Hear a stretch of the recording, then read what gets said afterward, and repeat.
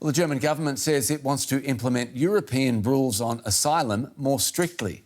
Under the plan, more people would be turned away at the border and sent back to the EU countries that they had travelled through to get to Germany. The announcement comes one day after Berlin said it would tighten controls on all of its land borders from next week to protect the public from the threat of Islamist violence and curb irregular migration.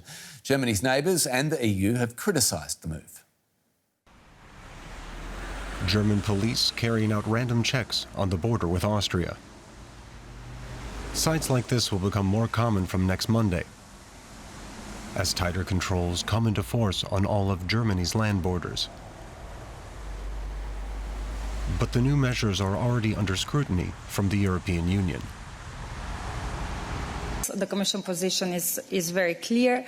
So this needs to be done in line with the Schengen Borders Code. So this can be a possibility, but of course these controls must be necessary and proportionate. So as such, this type of measures should remain strictly exceptional.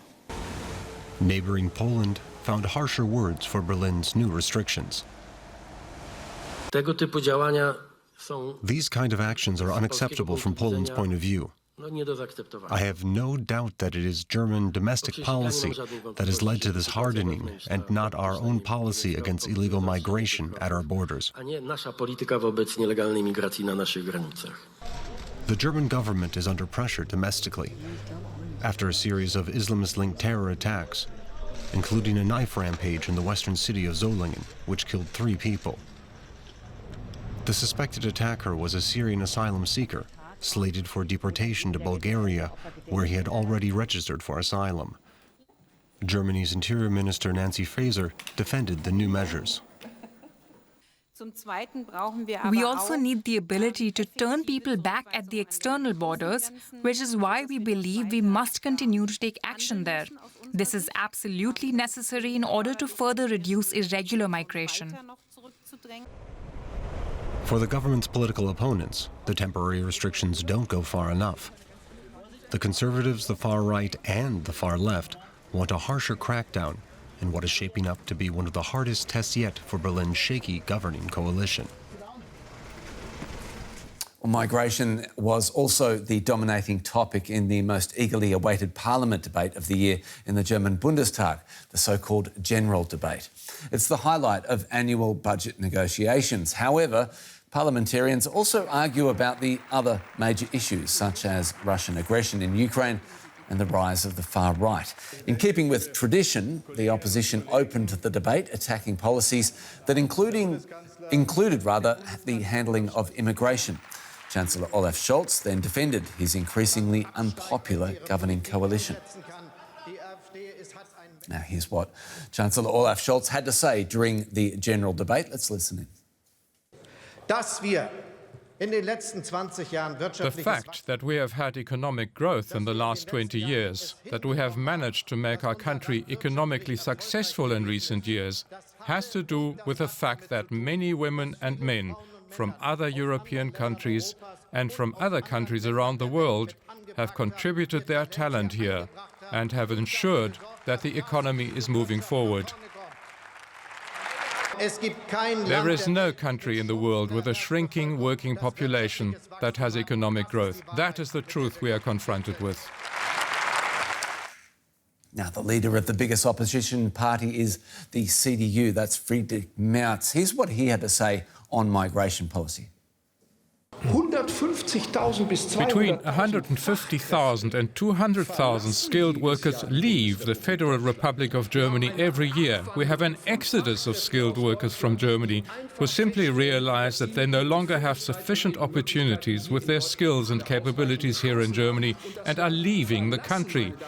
Before we talk and have to talk about further immigration into the labour market, let's talk about why so many skilled workers are actually leaving the country. And that also has something to do with the policies of your federal government. Well, DW's political correspondent Julia Sardelli has followed the general debate for us in the German parliament. Julia, just how heated did things get? Well, considering how in the German parliament normally debates are quite subdued and calm compared to other parliaments in the world, for example, it was quite a fiery debate, and it kicked off with one of the leaders of the conservative opposition basically going on a speech criticizing the government on many aspects. For example, on the economy, he said that basically the government is responsible for Germany's currently quite weak economic prospects. He said that this was meant to be a government of transformation, but it's actually turning out to be a government of stagnation.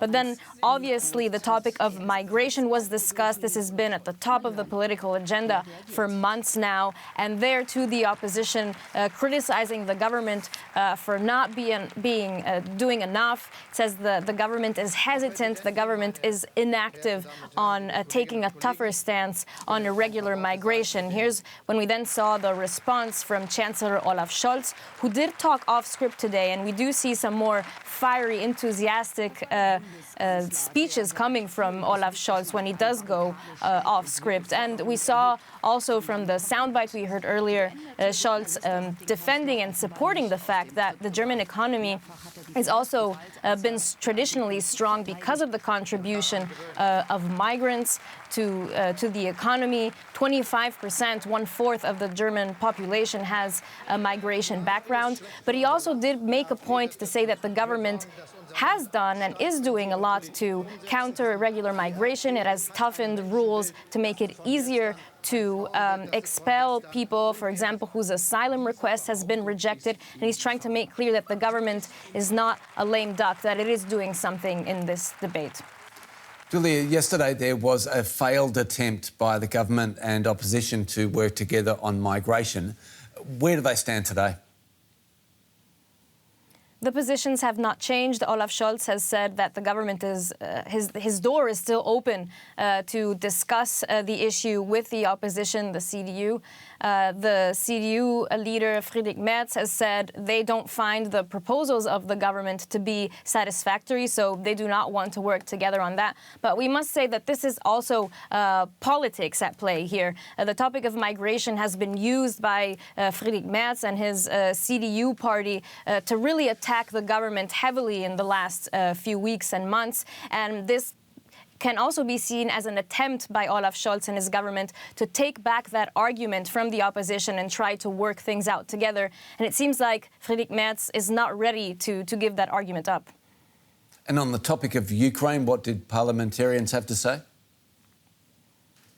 Well, we heard from both sides of the aisle that the CDU, the main conservative opposition, and from the government banks that there is a need for continued support for Ukraine and that Germany will continue to support Ukraine with aid and military support as long as it takes. We did hear from Olaf Scholz a mention of possible peace talks. He mentioned peace conferences that had already happened, that Germany is ready to do anything possible to work towards a fair peace also for Ukraine.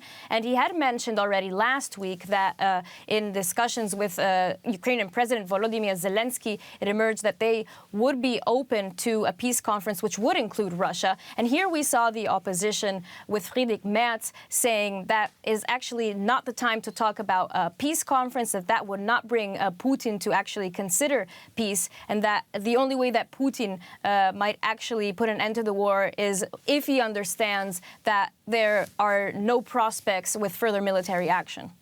DW's Julia Saldelli, thanks so much.